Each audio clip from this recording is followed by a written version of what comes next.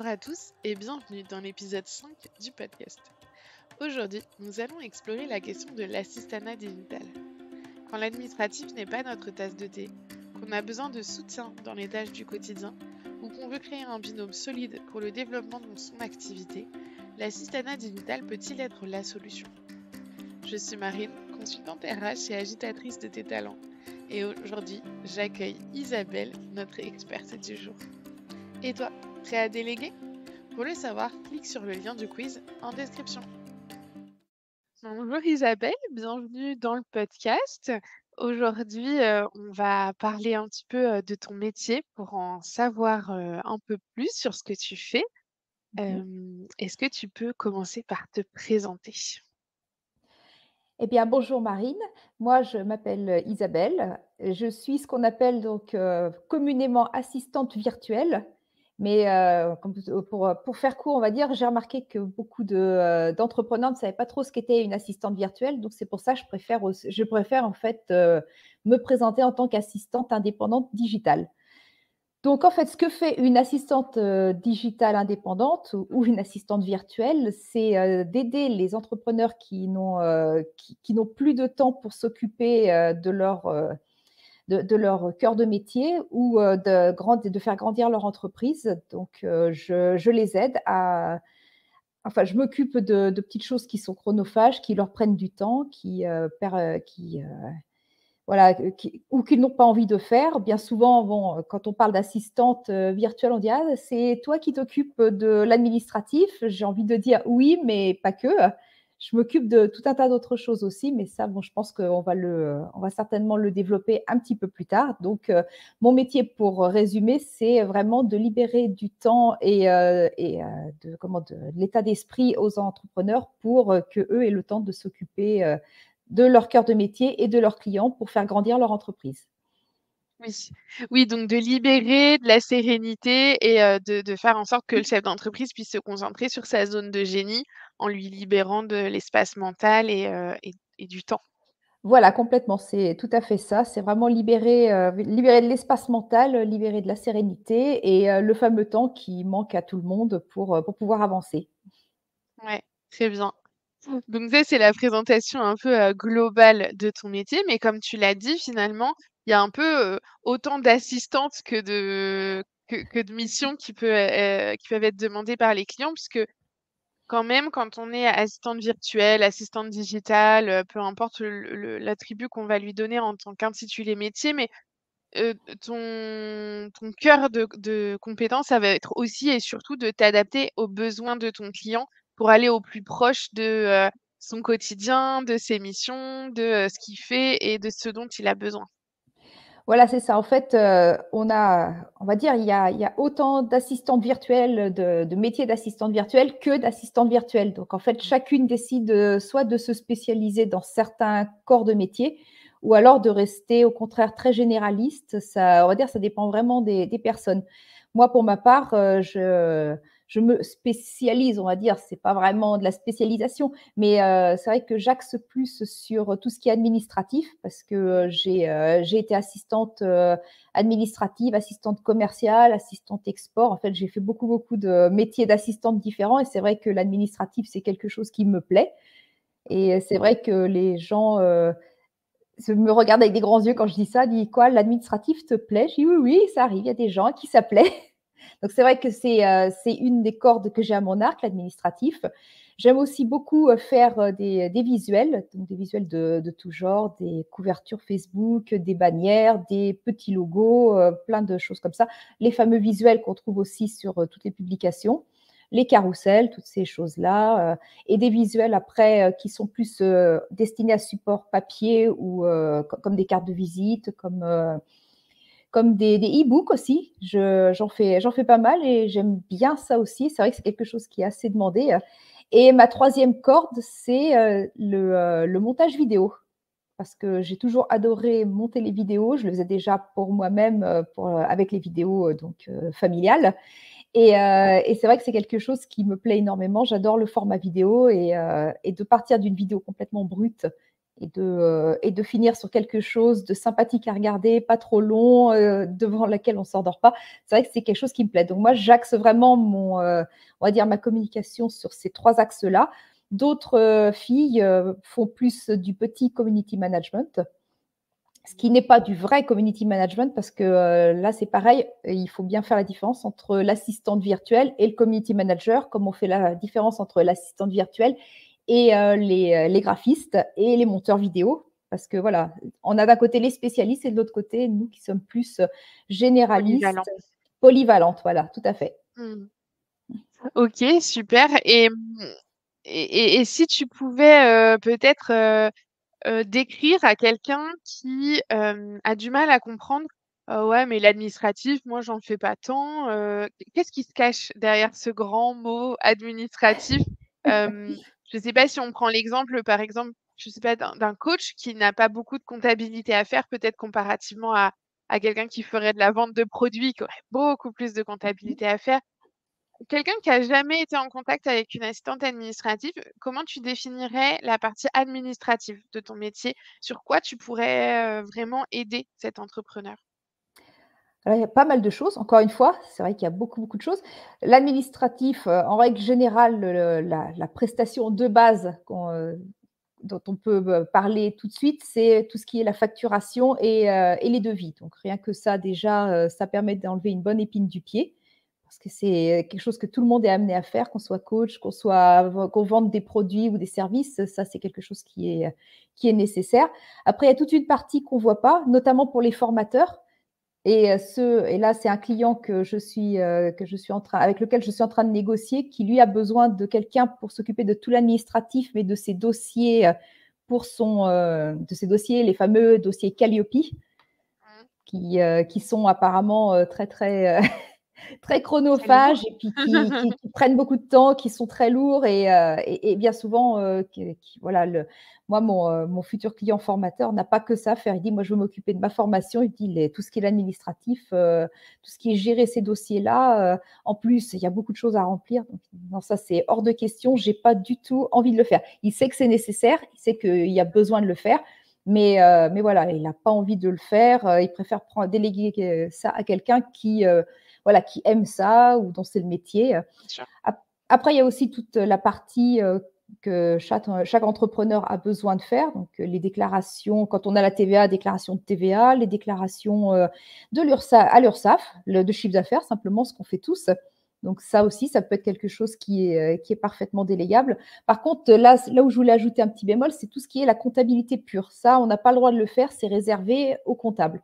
Donc, Mmh. nous, tout ce qu'on peut faire, c'est ce qui est la pré-comptabilité, donc préparer toutes les pièces comptables, mais ce qui est la comptabilité pure, faire les fameux livres, voilà, C'est les ça, chacun bilans, les son choses comme expertise. ça, c'est pas notre expertise et de toute façon, ça sera sûrement pas la mienne parce que moi, je suis carrément nulle là-dedans. Donc, heu, donc voilà, Non, oui, mais pour tout c'est ce bien de qui le dire parce que c'est pas parce que notre zone de génie, c'est mmh, dans l'accompagnement sur l'administratif, et cetera, que notre zone de génie, ça peut être les chiffres. Ça peut être vraiment quelque chose de complètement différent et c'est bien de le dire parce que c'est un peu des fois tout ce qu'on peut mettre, «Oh, l'assistante administrative, elle doit faire tout ce qui est en rapport avec les papiers». Ben non, en fait, derrière les papiers, il peut se cacher plein de catégories différentes qui sont pas du tout les mêmes. ouais, plein de catégories différentes, c'est sûr, des choses même, auxquelles on s'attend même pas. Même moi, quelquefois, je découvre des choses. Je dis: «Ah si, bah, il y a oui, il y a ça aussi». Oui, tout ce qui est le classement, par exemple, le classement, Mmh. papier, qu'on veut transformer en classement, numérique. Donc il y a toutes ces Mmh. choses-là aussi qui peuvent être faisables. Après à distance, c'est vrai que c'est moins simple. Ça, c'est plus, des choses que tu peux faire, on va dire sur site.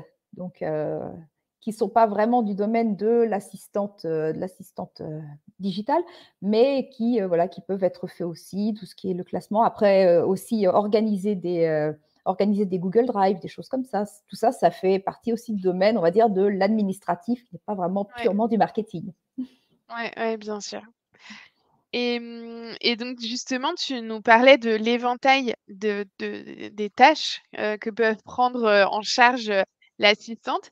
Est-ce que, la vision qu'on peut avoir, ce serait de commencer avec quelqu'un de polyvalent qui puisse nous accompagner sur, plein de tâches différentes et puis au fur et à mesure où on sent que, on arrive à un niveau où on a besoin d'un expert, de consolider notre équipe en renforçant avec, un expert sur certaines, des tâches qu'auparavant on confiait à notre assistante, digitale ou virtuelle. Après, on va dire, il y a 2 cas de figure. Il y a voilà, des entrepreneurs qui commencent avec une assistante, déléguer des tâches qu'eux savent faire, mais qu'ils n'ont plus le temps de faire ou qu'ils n'ont pas forcément envie de faire. Donc ça, c'est tout à fait délégable, à une assistante. Après, voilà, par exemple, je peux prendre l'exemple du graphiste. Parce qu'en tant Mmh. qu'assistante, on peut faire des petits logos, mais ce qu'on appelle des logos standards, les fameux logos faits sur Canva, qui est la bête noire d'ailleurs des de la plupart des graphistes qui détestent Canva, je ne sais pas pourquoi. Mais voilà, donc sur Canva, on peut faire des logos vraiment de base, des logos pour débuter quand on débute sa société, des petites choses toutes simples. Mais à partir du moment où on a une société qui veut voilà, se développer au niveau de son image de marque, là, c'est vrai qu'on aurait plus tendance à faire, à envoyer donc l'entrepreneur vers, et c'est notre métier aussi en tant qu'assistante de voir à quel moment Mmh. on peut encore gérer les choses, à quel moment on doit envoyer vers quelqu'un qui est plus spécialisé. Donc là, c'est le cas de figure justement ou quand on veut un logo vraiment très, très personnalisé pour se créer une véritable image de marque, où on envoie vraiment vers un graphiste à ce moment-là. Comme par exemple aussi quand on est, on a quelqu'un qui veut faire du community management. Si c'est du petit community management, donc j'entends petit community management, comment le ah zut, voilà, je cherche mes mots. La stratégie marketing est déjà au point, et simplement l'entrepreneur n'a plus le temps de poster régulièrement parce qu'il est pris par, son travail. Donc là, c'est du domaine d'une assistante. Prendre le calendrier éditorial, suivre le calendrier éditorial, faire en sorte que les publications soient publiées au bon moment, peut-être, créer un petit visuel ou récupérer des visuels qui existent déjà. Ça, c'est du domaine de l'assistante. Après, quand on arrive sur un entrepreneur, par exemple, débutant qui n'a aucune stratégie, là, à ce moment-là, une assistante, virtuelle, ça n'est pas du tout adapté parce que nous, on créera Oui. pas de stratégie, on n'est pas des community managers. C'est là qu'on va envoyer plus vers un community manager dont c'est le métier de créer, voilà, de A à Z toute la stratégie, et ensuite, une fois que la stratégie, a été créée et que ça tourne, à ce moment-là, c'est là qu'on peut, faire appel à l'assistante pour se débarrasser de cette partie-là aussi. Donc en fait, c'est vraiment, c'est pas vraiment on va dire, le niveau où se trouve l'entrepreneur voilà, qui fait qu'on va prendre une assistante ou plutôt quelqu'un de plus Expert. spécialisé, voilà, c'est selon les besoins, et c'est aussi, Oui. et ça, c'est important, c'est quelque chose sur lequel, nous, assistantes, on essaye de travailler. Bon, toutes ne le font pas, mais on essaie quand même de travailler là-dessus sur, où s'arrête notre domaine de compétences Mmh. et à partir de quel moment on envoie vers les spécialistes. Oui, mais c'est hyper intéressant parce que c'est vrai que c'est des métiers où je pense beaucoup, imaginent, «Ah, ça doit être ci, ça doit être ça, j'imagine ça derrière, l'intitulé, assistante virtuelle, assistante digitale, et cetera». Où, où ils ne vont pas forcément chercher beaucoup plus loin. Voilà: «Oh, j'ai ma grande idée, moi quand j'étais salariée, les assistantes, ci, ça, machin». Et voilà, aujourd'hui, quand on est chef d'entreprise, à quel moment on peut, faire appel à une assistante, dans quel cadre et tout? Et ça, c'est certainement des informations qu'on qu'on n'a pas trop, auxquelles on n'a pas beaucoup accès ou en tout cas peut-être pas facilement. Donc c'est bien de remettre un petit peu de contexte derrière tout ça et de se dire, «Bah non, en fait, c'est pas parce que, je suis pas un entrepreneur qui fait un chiffre d'affaires à 6 chiffres, Mmh. ou c'est pas parce que j'ai tant d'années d'entrepreneuriat derrière moi que ça y est, je vais enfin pouvoir, faire appel à une assistante». Non, en fait, dès le premier jour, on pourrait très bien faire appel à une assistante pour nous aider à avancer sur justement nos tâches de fond, celles, sur lesquelles on n'a pas forcément beaucoup de valeur ajoutée. Comme tu l'as dit tout à l'heure, ça peut être des tâches, on est obligé de les faire, remplir des dossiers administratifs, bah, Voilà. parfois on est obligé de le faire, mais est-ce que véritablement passer, beaucoup de temps, nous, dessus, ça a une grosse valeur ajoutée? Ou est-ce que finalement, le déléguer à quelqu'un qui va nous accompagner et bien connaître notre entreprise, ça n'a pas un plus fort impact, pour nous aider dans notre développement? Tout à fait, oui, c'est sûr que, on pourrait tout à fait déléguer dès le début à une assistante. Après, bon, le seul bémol, c'est bien souvent est-ce qu'on a les moyens? Il faut déjà avoir quand même des clients, avoir un chiffre d'affaires parce que, on peut pas s'amuser à déléguer à quelqu'un si on n'a pas les moyens de le payer. C'est vrai que c'est aussi le gros point noir, c'est ce qui bloque, au niveau d'une première délégation la plupart du temps, c'est, «Ah oui, mais j'ai pas les moyens». Après, les moyens, ça se trouve. On peut tout à fait commencer, à déléguer de toutes petites choses avec de tout petits moyens et plus tard, quand se développer à nouveau quand l'argent commence à rentrer, après pouvoir, déléguer plus de choses. Mais c'est sûr qu'il faut en discuter et c'est vrai que c'est un petit peu le point d'honneur que je mets dans mon être notre métier. Parce que comme tu le disais tout à l'heure, on a tendance à y fourrer tout et n'importe quoi. Le nombre d'entrepreneurs qui vont dire: «Ah oui, alors, assistante, ah ouais, assistante virtuelle, ouais, c'est, donc, tu fais de l'administratif, les factures, ah oui, la comptabilité, tout ça». Je dis: «Ah non, non, non, non», donc et là, c'est vrai que c'est un flou, un flou phénoménal. C'est vraiment, les gens ne savent pas du tout ce qu'on fait et quelquefois même, certaines assistantes ne savent pas forcément non plus bien l'expliquer et sur les réseaux sociaux, c'est vrai que on voit souvent: «Je te libère du temps», mais bon, du temps pourquoi? De quelle manière? Comment? Qu'est-ce que ça va m'apporter? Combien ça coûte? C'est d'autant de questions, Oui, qui sont auxquelles, importantes. voilà, auxquelles il faut qu'on arrive à répondre, en tant qu'assistante. Et puis, je pense que c'est aussi un travail important à faire pour l'entrepreneur en amont, de justement, étant donné qu'on s'adresse à quelqu'un qui est très polyvalent, de bien avoir identifié de quoi on a besoin véritablement. Parce que s'adresser à quelqu'un en se disant: «Oui, ça va me libérer du temps», bah, très bien, mais qu'est-ce qu'on va lui adresser à cette personne? Quelles tâches on va lui donner à faire? De quoi on a besoin? Alors, effectivement, la polyvalence, proposée par une assistante, c'est génial parce que du coup, on va pouvoir, travailler avec une seule personne sur plein de sujets différents.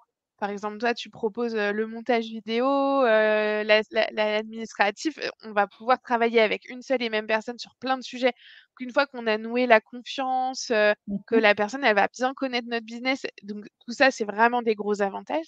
Mais l'inconvénient, c'est que si nous-mêmes, on ne sait pas exactement de quoi on a besoin, on peut vite se perdre dans cette polyvalence et bah, adresser un peu tout et n'importe quoi, sans avoir forcément de vrais retours sur investissement parce qu'on a mal identifié ce dont on avait vraiment besoin et qu'on s'est peut-être mal exprimé, quand Mmh. on a lancé, l'émission sur, bah, qu'est-ce qu'on voulait, qu'est-ce qui était le plus important, qu'est-ce qui était le plus urgent, qu'est-ce qui avait le plus de valeur et tout ça, si en tant qu'entrepreneur, on l'a pas bien identifié, on peut vite être perdu dans la polyvalence justement de notre assistant.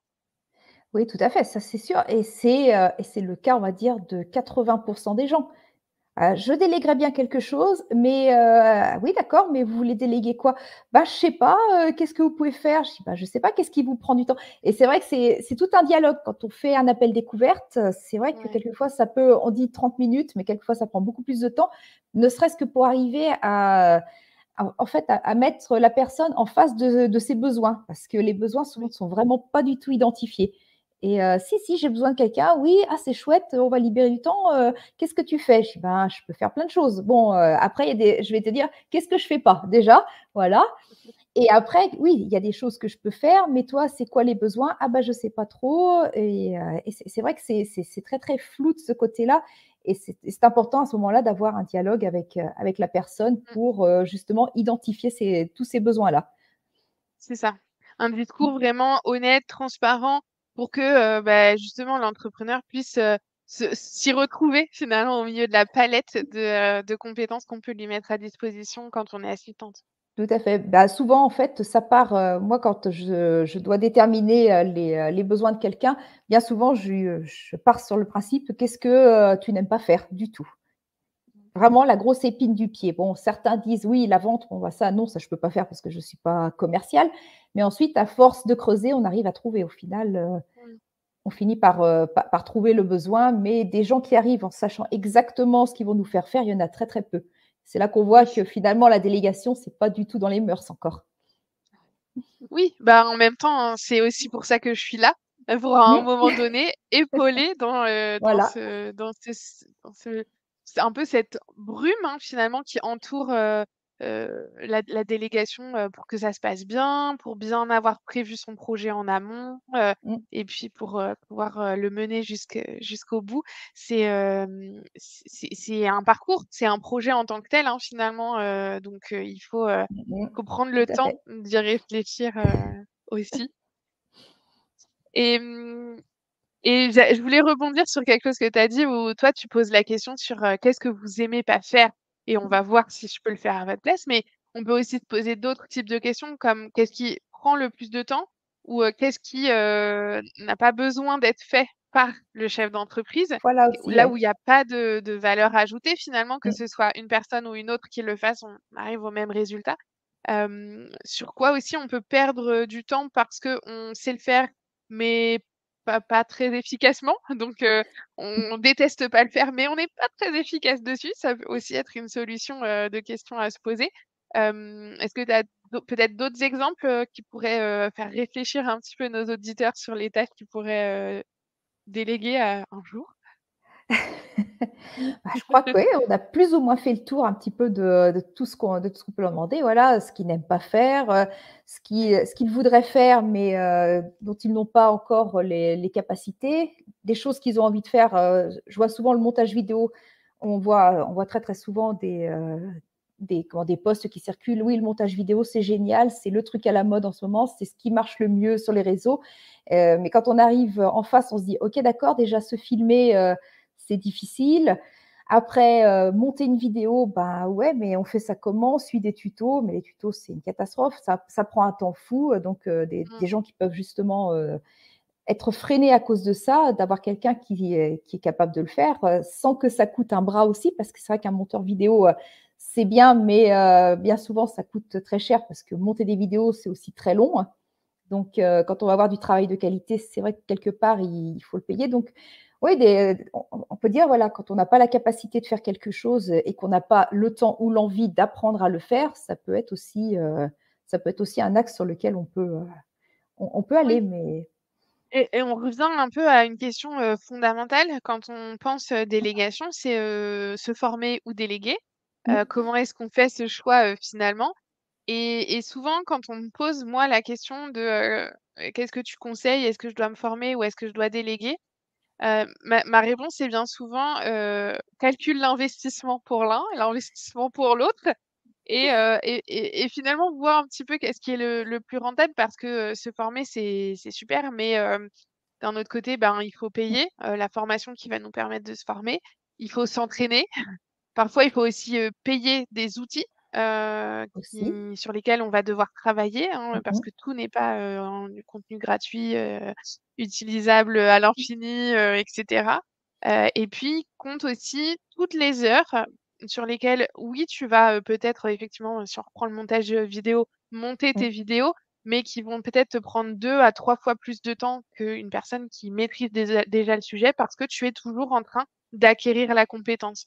Et si on met bout à bout tous ces investissements financiers et de temps, toutes les heures qu'on aura passées à suivre la formation, à s'entraîner, à chercher l'information, à peaufiner notre méthode, est-ce que finalement d'avoir investi dans de déléguer, hein, à un expert, à quelqu'un qui connaît déjà tout, qui a déjà les logiciels et qui maîtrise déjà tout ça, c'était pas peut-être plus rentable dès le début?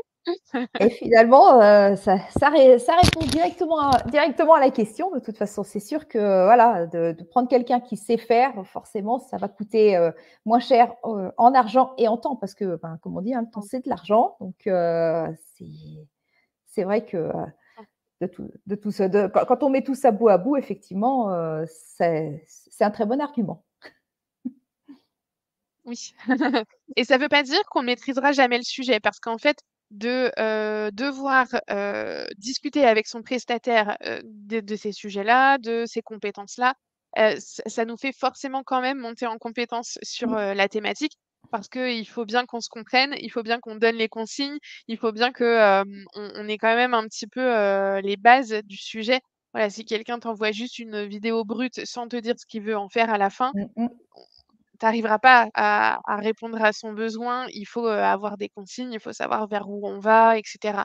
Donc c'est pas parce qu'on se forme pas à faire soi-même que finalement on ne se forme pas à comprendre le sujet et à en maîtriser, entre guillemets, la généralité. Oui, il faut maîtriser un minimum de toute façon. C'est ce que je dis à tous les clients, il faut savoir, il faut quand même maîtriser un minimum, ne serait-ce que pour pouvoir avoir un regard critique sur le travail qui a été fait aussi. Là, Mmh. j'ai en tête un ancien client que j'avais qui, en fait, me faisait tellement confiance qu'il ne voulait jamais vérifier quoi que ce soit. Et après, il a délégué d'autres choses à d'autres personnes, parce que, bon, comme je t'expliquais tout à l'heure, je ne fais pas du tout de stratégie marketing et donc lui n'avait aucune stratégie marketing. Donc c'est à ce moment-là que je l'ai aiguillé vers quelqu'un qui faisait du marketing. Donc je lui ai dit: «Ben, j'ai pas de nom à te donner», il a trouvé quelqu'un. Il lui a fait confiance à 100. Il n'a jamais été vérifié ce qui se passait derrière et puis du coup le travail était mal fait. Pareil quand Mmh. il a fait faire son site internet aussi. Il a délégué complètement le site internet à une personne. La personne a travaillé, voilà, un petit peu, je suppose, dans l'ombre aussi parce qu'elle posait peut-être des questions, il ne répondait pas forcément. Du coup, elle a fait ce qui lui semblait être bien et lui est revenu dessus, on va dire, 6 mois après en disant: «Ah ouais, mais ça va pas. Ah ouais, mais ça va pas». Je dis: «Oui, mais là, il fallait lui dire sur le moment. C'est pas, 6 mois après qu'on dit les choses qui ne vont pas». D'où vraiment l'importance de, se former un minimum déjà sur ce qu'on veut avant de le déléguer pour justement avoir ce regard critique. Oui. Après, il faut aussi, avoir en tête que quand on délègue, il va falloir, communiquer, il va Mmh. falloir faire des retours et que, bah, on se rapproche aussi, d'un poste managérial quand on délègue, on n'est effectivement pas comme dans une, grande société où on est manager d'une équipe et cetera. Mais n'empêche que là, c'est nous qui portons la vision de notre entreprise et que nos prestataires, sont notre équipe et si on leur donne pas, de consignes, de direction, de retours, de feedback, Mmh mh. ben, notre équipe, elle peut pas, être dans notre tête et comprendre, ce qu'on attend d'elle, sans qu'on lui dise. Et oui, c'est ça, c'est gérer une société, c'est, gérer ses clients, mais savoir gérer aussi tout ce qui va avec autour. C'est important. C'est ça, exactement. On arrive déjà presque à la fin de notre échange, hyper intéressant, mais comme d'habitude, est-ce que tu peux nous proposer, nous donner ton meilleur conseil, celui que tu adresserais peut-être à quelqu'un qui, n'aurait pas encore envisagé de faire appel à une assistante, administrative ou digitale? Hem, quel conseil tu pourrais lui donner pour, lui montrer que c'est aussi possible pour lui? Que c'est aussi possible pour lui, oui, tout à fait. C'est, bah, d'essayer en fait, simplement, oser prendre rendez-vous avec la personne, en parler un petit peu, voir ce qu'il en est au juste.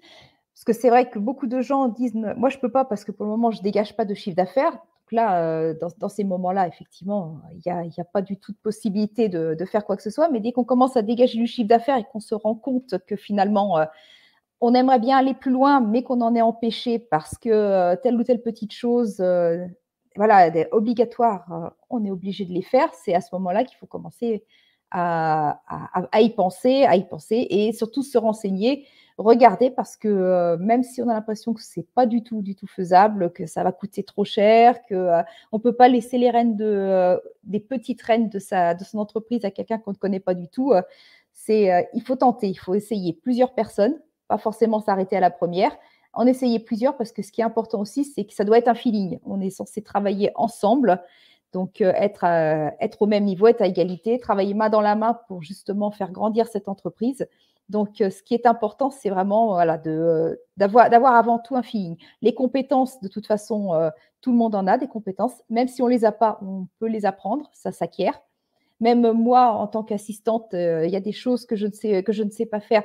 Je les apprends, justement avec mon client. Je l'ai déjà fait et je le fais encore d'ailleurs. J'apprends des logiciels avec un client qui se sert de tel ou tel logiciel. Je ne le connais pas, je l'apprends. Mais ce qui est très, très important pour travailler, c'est d'avoir une relation de confiance et de se dire: «Oui, cette personne-là, je pourrais partager un déjeuner avec, donc je vais pouvoir travailler avec». Et voilà, c'est déjà la fin de cet épisode. J'espère que tu as apprécié autant que moi cette conversation enrichissante. Je suis Marine, consultante RH et facilitatrice de succès pour les indépendants passionnés. Mon rôle, révéler tes compétences clés et t'aider à bâtir l'équipe parfaite pour réaliser tes rêves. Si tu souhaites en savoir plus sur comment je peux t'aider à libérer ton potentiel, révéler tes compétences ou optimiser ton organisation, contacte-moi via les liens en description. Tu y retrouves aussi toutes les infos concernant notre invité du jour. N'oublie pas de t'abonner au podcast pour ne manquer aucun des prochains épisodes et partage-le autour de toi pour m'aider à grandir. Si tu as des questions, des commentaires ou si tu souhaites partager ta propre expérience, n'hésite pas à me contacter. Rendez-vous dans 2 semaines pour un nouvel épisode.